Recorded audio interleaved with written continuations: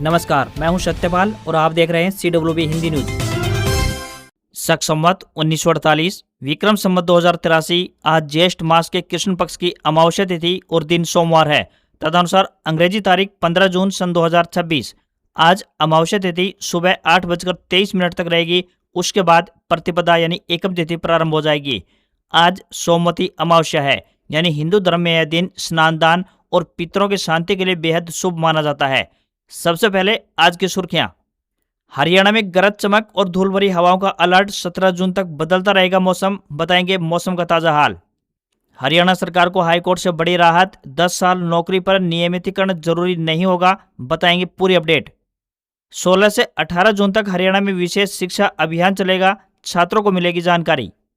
आज यानी 15 तारीख से होगी मतदाताओं की मैपिंग। ग्राउंड पर उतरेंगे 20,000 से अधिक BLO, घर घर जाएंगे।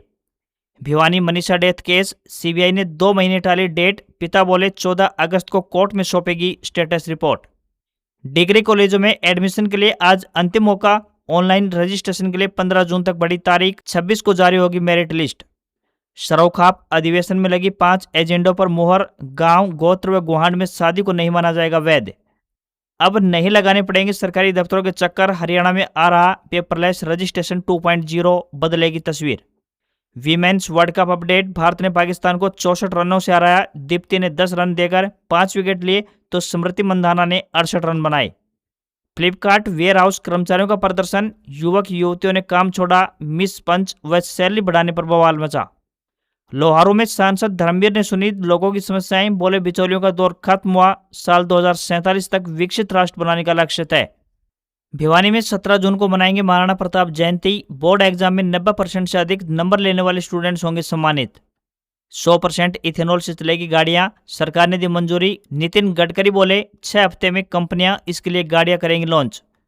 फ्रांस के नीस में मोदी व मैक्रों ने द्विपक्षीय बैठक की। भारत फ्रांस के बीच FTA, डिफेंस और AI से जुड़े 13 बड़े समझौते हुए। मानसून छत्तीसगढ़ बॉर्डर पर पहुंचा। MP, राजस्थान समेत 9 राज्यों में प्री मानसून को लेकर अलर्ट जारी। और डोनाल्ड ट्रंप बोले ईरान से डील पूरी हुई। नौसेना की नाकाबंदी हटाने की मंजूरी दी। साथ ही लिखा दुनिया के जहाजों अपने इंजन शुरू करो, तेल बहने दो। और अब खबरें विस्तार से। हरियाणा में जून महीने के दौरान लगातार हो रही बारिश के कारण लोगों को भीषण गर्मी और लू से बड़ी राहत मिली है। पिछले 24 घंटों के दौरान अधिकतम तापमान में 0.8 डिग्री सेल्सियस की मामूली बढ़ोतरी दर्ज अवश्य की गई है। दिन के समय नारनौल सबसे गर्म रहा, जहां का अधिकतम तापमान 38 डिग्री सेल्सियस रिकॉर्ड किया गया। इसके बावजूद प्रदेश के अधिकांश जिलों में तापमान 33 से 35 डिग्री सेल्सियस के बीच रहने से लोगों को काफी राहत मिली है। चौधरी चरण सिंह हरियाणा कृषि विश्वविद्यालय हिसार के कृषि मौसम विज्ञान विभाग के अनुसार राज्य में 17 जून तक मौसम परिवर्तनशील बना रहेगा। इस दौरान हवाओं की दिशा और गति में लगातार बदलाव देखने को मिलेगा। साथ ही आने वाले दिनों में दिन के तापमान में हल्की बढ़ोतरी होने की भी संभावना जताई गई है। वातावरण में मौजूद नमी के कारण बीच बीच में आंशिक बादल छाए रह सकते हैं। कुछ स्थानों पर गरज चमक के साथ धूल भरी हवाएं चलने और कहीं कहीं हल्की बूंदाबांदी की संभावना है, लेकिन भारी बारिश की संभावना फिलहाल नहीं बताई गई है। हरियाणा में विशेष गहन पुनरीक्षण 2025 का कार्य आज यानी सोमवार से शुरू होगा। हरियाणा के घर घर में 20,629 बूथ लेवल ऑफिसर यानी BLO घर घर पहुंचकर मतदाताओं की मैपिंग करेंगे। इस दौरान मतदाताओं को फॉर्म दिए जाएंगे। मतदाताओं को वह फॉर्म भरकर BLO को देने होंगे। यदि कोई मतदाता अपने घरों में नहीं मिलता है तो BLO उनके घर पर एक पर्ची पर फोन नंबर और पूरी सूचना देकर जाएंगे। BLO ऐसा कार्य 3 बार करेंगे। मतदाताओं की ओर से दर्ज कराए गए नाम की ड्राफ्ट 21 जुलाई को जारी होगी, जो कि राजनीतिक दलों को साफ तौर पर दिखाई जाएगी। 21 जुलाई से 20 अगस्त तक मतदाता किसी भी प्रकार के दावे व आपत्तियां दर्ज करा सकेंगे। तो वहीं 21 जुलाई से 18 सितंबर तक दावे आपत्तियों को निपटाने का समय निर्धारित किया गया है। यदि किसी भी मतदाता का नाम या फिर उसके परिवार का नाम साल 2002 में कहीं पर भी नहीं था तो वह निर्धारित 11 दस्तावेजों में से कोई भी एक दस्तावेज देकर नाम मतदाता सूची में शामिल करवा सकते हैं। रविवार को चिंतन शिविर व सरोखाप अधिवेशन का अंतिम दिन था और तीनों दिन गहन चिंतन मंथन के बाद लिए गए फैसलों पर अंतर्राष्ट्रीय जाट धर्मशाला व सभा के प्रधान डॉक्टर कृष्ण शोकन, देसवाल खाप के प्रधान Sanjay Deswal, law professor doctor Joginder Mor ने पत्रकार वार्ता की, जिसमें उन्होंने बताया कि चिंतन शिविर व अधिवेशन में 250 से अधिक खापें, सामाजिक व अन्य संगठन पद शामिल हुए, जिनकी ओर से इन सभी मुद्दों पर रायशुमारी की गई। तीसरे एवं अंतिम दिन अधिवक्ताओं, शिक्षाविदों, समाजशास्त्रियों, मीडिया प्रतिनिधियों, किसान नेताओं और विभिन्न सामाजिक संगठनों के प्रतिनिधियों ने सामाजिक, शैक्षिक व सांस्कृतिक विषयों पर गहन चिंतन मनन किया। विभिन्न विषय विशेषज्ञों के विचार सुनने एवं व्यापक चर्चा के उपरांत अनेक महत्वपूर्ण प्रस्ताव सर्वसम्मति से पारित किए गए। चिंतन शिविर में युवाओं के नैतिक उत्थान एवं नशा मुक्ति को सर्वोच्च प्राथमिकता देने पर बल दिया गया। प्रस्ताव पारित किया गया कि विद्यालयों से लेकर उच्च शिक्षण संस्थानों तक नैतिक मूल्यों एवं चरित्र निर्माण से संबंधित विषय कार्यक्रम आयोजित किए जाएं तथा खाप पंचायतें अपने अपने क्षेत्रों में जागरूकता अभियान चलाएं। यहाँ पर लिए गए 5 अहम फैसलों की बात करें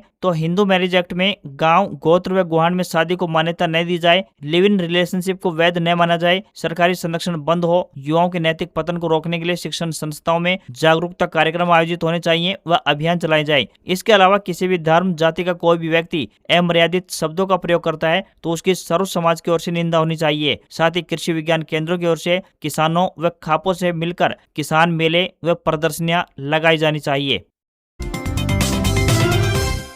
हरियाणा सरकार ने राजस्व क्षेत्र में डिजिटल परिवर्तन को तेज करते हुए राज्य भर में राजस्व अधिकारियों के लिए व्यापक क्षमता निर्माण कार्यक्रम शुरू किया है। साथ ही पेपरलेस रजिस्ट्रेशन 2.0 के क्रियान्वयन की तैयारियां अपने अंतिम चरण में है। सुचारू परिवर्तन सुनिश्चित करने के लिए पेपरलेस रजिस्ट्रेशन 1.0 से 2.0 में माइग्रेशन जिलावार किया जाएगा ताकि सेवाएं निर्बाध रूप से जारी रहें और नागरिकों को कम से कम असुविधा हो पाए। पेपरलेस रजिस्ट्रेशन 2.0 को एक उन्नत डिजिटल ढांचे के रूप में विकसित किया गया है। यह प्लेटफॉर्म ऑनलाइन आवेदन जमा करने, दस्तावेज अपलोड करने, आधार आधारित प्रमाणीकरण, ई-हस्ताक्षर, ऑनलाइन शुल्क भुगतान, रियल टाइम सत्यापन, सुरक्षित डेटा भंडारण तथा स्वचालित कार्य प्रवाह प्रबंधन जैसी सुविधाएं प्रदान करेगा। यह प्रणाली नागरिकों की सरकारी कार्यालयों में बार बार जाने की आवश्यकता को काफी हद तक कम कर देगी। साथ ही मैनुअल हस्तक्षेप को भी न्यूनतम करेगी, पारदर्शिता और जवाबदेही बढ़ाएगी तथा सेवाओं की त्वरित यानी कि तुरंत प्रभाव से डिलीवरी सुनिश्चित करेगी। पंजाब एवं हरियाणा हाईकोर्ट ने राज्य सरकार को उन मामलों में बड़ी राहत दी है जिनमें कर्मचारियों को 10 वर्ष की सेवा पूरी करने के आधार पर नियमित करने के आदेश एकल पीठ द्वारा दिए गए थे। केवल 10 साल की सेवा पूरी कर लेने मात्र से किसी भी कर्मचारी को नियमित किए जाने का अधिकार प्राप्त नहीं होता। न्यायालय ने कहा कि प्रत्येक कर्मचारी के मामले की अलग अलग जाँच आवश्यक है और यह देखा जाना चाहिए कि वह संबंधित नियमितीकरण नीति की सभी शर्तों को पूरा करता है या फिर नहीं। इसके बिना नियमितीकरण का आदेश नहीं दिया जा सकता। यह निर्णय जस्टिस अश्विनी कुमार मिश्रा और जस्टिस रोहित कपूर की खंडपीठ ने हरियाणा सरकार की अपील पर सुनवाई करते हुए दिया है। हरियाणा के सरकारी और निजी यानी प्राइवेट स्कूलों में अब केंद्र सरकार की योजनाओं का व्यापक प्रचार प्रसार किया जाएगा। इसके लिए 16 से 18 जून 2026 तक विशेष अभियान चलाने का निर्णय लिया गया है। शिक्षा विभाग के निर्देशों के अनुसार इस दौरान विद्यार्थियों को बेटी बचाओ बेटी पढ़ाओ, नई शिक्षा नीति 2020, पीएम श्री स्कूल योजना, skill India, startup India, UPI, digi locker और डिजिटल इंडिया जैसी योजनाओं की जानकारी दी जाएगी। अभियान के दौरान लाभार्थियों के अनुभव भी शेयर किए जाएंगे जिससे छात्रों और आम लोगों को इन योजनाओं के वास्तविक प्रभाव के बारे में समझ मिल सके। आदेशों में कहा गया है कि कार्यक्रमों में सांसद, मंत्री, विधायक, जिला परिषद सदस्य और पंचायत प्रतिनिधियों को भी आमंत्रित किया जाए। शिक्षा विभाग के सहायक निदेशक की ओर से सभी जिला शिक्षा अधिकारियों को इस संबंध में निर्देश जारी कर दिए गए हैं। भिवानी जिले के गांव सोहासड़ा में रविवार को आयोजित विशेष जनसंपर्क अभियान के दौरान सांसद चौधरी धर्मवीर सिंह ने लोगों से विकसित भारत के निर्माण में अपनी भागीदारी निभाने की अपील की। उन्होंने कहा कि साल 2047 तक देश को विकसित राष्ट्र बनाने का लक्ष्य तभी पूरा होगा जब हर नागरिक राष्ट्र निर्माण में अपना योगदान देगा। इस दौरान उन्होंने ग्रामीणों की समस्याएं भी सुनी और अधिकारियों को उनके जल्द समाधान के निर्देश जारी किए। सांसद ने प्रधानमंत्री नरेंद्र मोदी के नेतृत्व की सराहना करते हुए कहा कि उनके कार्यकाल में देश में कई बड़े बदलाव हुए हैं। उन्होंने कहा कि जम्मू कश्मीर से अनुच्छेद 370 हटाना भी सरकार के मजबूत संकल्प का परिणाम है। साथ ही लोगों से 2014 से पहले और बाद के भारत की तुलना कर विकास और बदलाव को समझने का भी आग्रह किया। इस दौरान उन्होंने कहा कि अब बिचौलियों का दौर खत्म हो चुका है। प्रधानमंत्री आवास योजना, उज्ज्वला योजना, आयुष्मान भारत जैसी योजनाओं से करोड़ों लोगों के जीवन में सकारात्मक बदलाव देखने को मिला है। सांसद ने आमजन से प्राकृतिक खेती अपनाने पर जोर दिया। साथ ही सांसद ने इस दौरान लोगों से एकजुट होकर नशे के खिलाफ अभियान चलाए जाने का आह्वान किया। हरियाणा के कॉलेजों में स्नातक संकायों के प्रथम वर्ष में दाखिले की प्रक्रिया जारी है। अब ऑनलाइन आवेदन की अंतिम तारीख 31 मई से बढ़ाकर आज यानी 15 जून तक कर दी गई है। कॉलेज में दाखिला लेने के लिए ऑनलाइन रजिस्ट्रेशन करवाना अब अनिवार्य है। उच्चतर शिक्षा निदेशालय द्वारा जारी शेड्यूल के अनुसार विद्यार्थी एडमिशन के लिए 15 जून तक ऑनलाइन आवेदन कर सकते हैं, यानी आज इसकी अंतिम तारीख है। इसके बाद 17 जून तक विद्यार्थी अपने आवेदन फॉर्म में OTP निर्धारित एडिटिंग यानी कि संपादन कर सकते हैं। 18 जून को आवेदकों की सूची जारी की जाएगी। इसके बाद 22 जून तक ऑनलाइन डॉक्यूमेंट वेरिफिकेशन कॉलेज द्वारा किया जाएंगे। इस दौरान अगर कोई आपत्ति या विसंगति मिलती है तो उसे ठीक करवाया जाएगा। वहीं 24 जून को सभी योग्य आवेदकों की लिस्ट जारी होगी। उच्चतर शिक्षा निदेशालय द्वारा पहली प्रोविजनल मेरिट लिस्ट 26 जून को जारी की जाएगी और फाइनल मेरिट सूची 27 जून को जारी होगी। इस लिस्ट में नाम आने वाले विद्यार्थी 28 जून से 1 जुलाई तक फीस जमा करवाकर दाखिला ले सकते हैं। दूसरी प्रोविजनल मेरिट सूची 2 जुलाई को जारी होगी और फाइनल मेरिट सूची 3 जुलाई को जारी करेंगे। इसमें नाम आने वाले विद्यार्थी 4 से 7 जुलाई तक फीस जमा करवाकर दाखिला ले सकते हैं। इसके बाद 9 जुलाई को बची हुई सीटों पर फिजिकल काउंसलिंग होगी।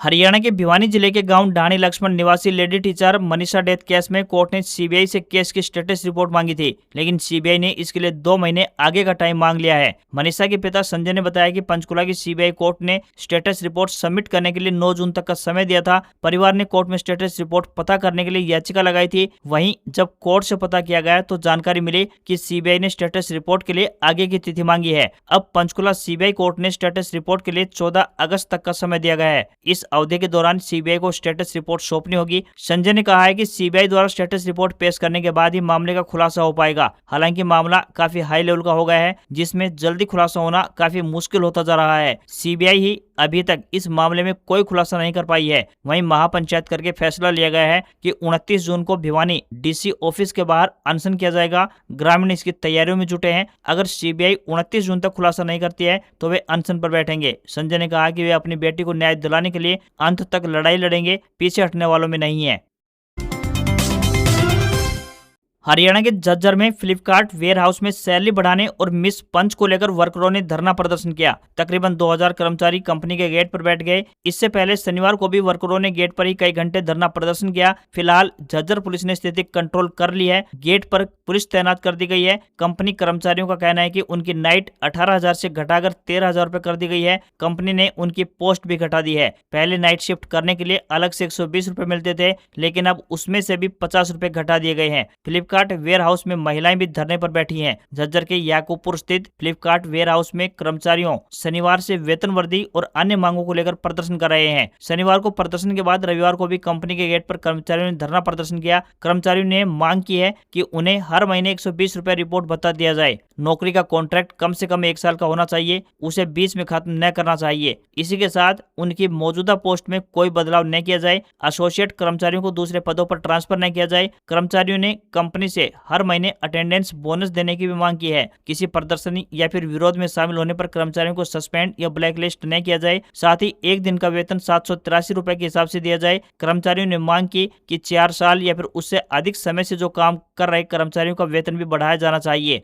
मिस पंच पर सैलरी न काटी जाए। कर्मचारियों का कहना है कि जब तक उनकी सभी मांगे पूरी नहीं होंगी तब तक प्रदर्शन जारी रहेगा। केंद्र सरकार ने देश में 100% शुद्ध इथेनॉल को बतौर ईंधन इस्तेमाल करने की मंजूरी प्रदान कर दी है। केंद्रीय सड़क परिवहन और राजमार्ग मंत्री नितिन गडकरी ने एक प्रेस कॉन्फ्रेंस के दौरान इसकी जानकारी दी। उन्होंने बताया कि इस फैसले से जुड़े नियमों और रेगुलेशंस को अंतिम रूप देने वाली फाइल पर उन्होंने साइन कर दिए हैं। इस कदम का मुख्य उद्देश्य देश के कच्चे तेल यानी कि फॉसिल फ्यूल के इम्पोर्ट पर निर्भरता को कम करना और ट्रांसपोर्ट सेक्टर से होने वाले प्रदूषण को रोकना है। केंद्रीय मंत्री ने बताया कि देश के ऑटोमोबाइल सेक्टर ने इस बदलाव को स्वीकार कर लिया है और कई बड़ी कंपनियां 100% इथेनॉल से चलने वाले वाहन बाजार में उतारने के लिए पूरी तरह से तैयार हैं। गडकरी के मुताबिक टोयोटा, सुजुकी, एमजी और हुंडई सहित अन्य कंपनियां अगले 6 हफ्तों के भीतर अपने ऐसे नए मॉडल्स भारतीय बाजार में लॉन्च करने जा रही हैं, जो कि पूरी तरह से इथेनॉल पर चलेंगे। नितिन गडकरी ने जोर देकर कहा कि इथेनॉल पेट्रोल के मुकाबले किफायती और टिकाऊ विकल्प बनकर उभर सकता है। 100% इथेनॉल के आने से न सिर्फ आम जनता को महंगे पेट्रोल से राहत मिलेगी, बल्कि भारत का भारी भरकम ईंधन आयात बिल भी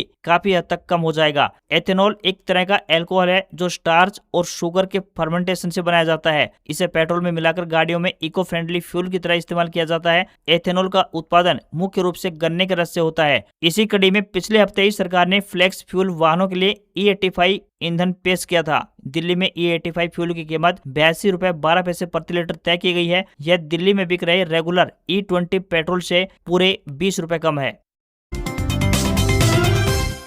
जिला व सत्र न्यायालय यमुनानगर द्वारा चपरासी यानी पीएन के पदों पर भर्ती हेतु ऑफलाइन आवेदन आमंत्रित किए गए हैं। इस भर्ती में पुरुष एवं महिला दोनों उम्मीदवार आवेदन कर सकते हैं। आवेदन प्रक्रिया पूर्णतः निःशुल्क रहेगी। आवेदन करने की अंतिम तिथि 17 जून है। इन पदों के लिए उम्मीदवार का 8वीं पास होना आवश्यक है। साथ ही उम्मीदवार के पास 8वीं में हिंदी या पंजाबी विषय होना जरूरी है। किसी भी वर्ग से आवेदन शुल्क के रूप में रुपए नहीं लिए जाएंगे। न्यूनतम आयु 18 वर्ष और अधिकतम आयु 42 वर्ष तय की गई है। सैलरी 16,900 रुपए पर मंथ मिलेगी।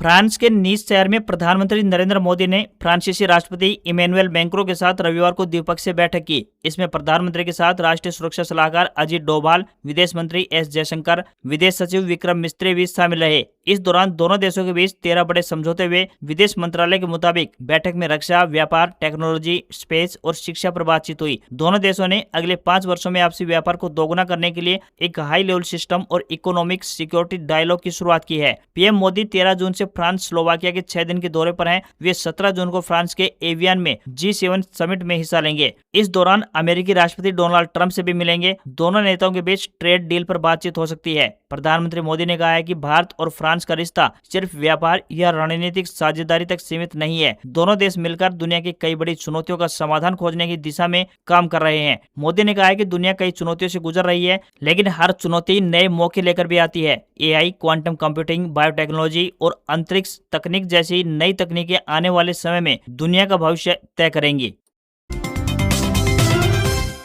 मानसून की झारखंड और ओडिशा के कुछ हिस्सों में एंट्री हो गई है। फिलहाल ये छत्तीसगढ़ के बॉर्डर पर है। अगले 3 दिन में इसके मध्य प्रदेश और उत्तर प्रदेश पहुंचने की संभावना है। 4 जून को केरल में दस्तक देने के बाद मानसून 9 दिन में 19 राज्यों तक पहुंच चुका है। फिलहाल देश के कई राज्यों में प्री मानसून एक्टिव है। राजस्थान समेत 9 राज्यों में तेज आंधी के साथ बारिश हो रही है। हिमाचल प्रदेश के मनाली में रोहतांग दर्रे के पास बर्फ वाली जगह पर लोग जमा हुए हैं। यहाँ बड़ी संख्या में पर्यटक पहुंच रहे हैं। राजस्थान, गुजरात, महाराष्ट्र, छत्तीसगढ़, उड़ीसा, झारखंड, उत्तर प्रदेश और मध्य प्रदेश के कई शहरों में पारा 40 डिग्री सेल्सियस से अधिक रहा। देश में सबसे ज्यादा पारा महाराष्ट्र के यवतमाल में दर्ज किया गया। यहाँ पारा 42.4 डिग्री सेल्सियस दर्ज किया गया। मध्य महाराष्ट्र, विदर्भ और मराठवाड़ा के 26 जिलों में हीटवेव का अलर्ट जारी है। ओडिशा, कोस्टल आंध्र प्रदेश और कोंकण गोवा में मौसम उमस भरा रहेगा। मौसम विभाग के मुताबिक वेस्टर्न डिस्टर्बेंस एक्टिव होने से 19 जून तक उत्तर पश्चिमी भारत के कई हिस्सों में बारिश होती रहेगी, जैसे कि जम्मू कश्मीर, लद्दाख, उत्तराखंड और हिमाचल प्रदेश में 19 जून तक बारिश की संभावना जताई गई है।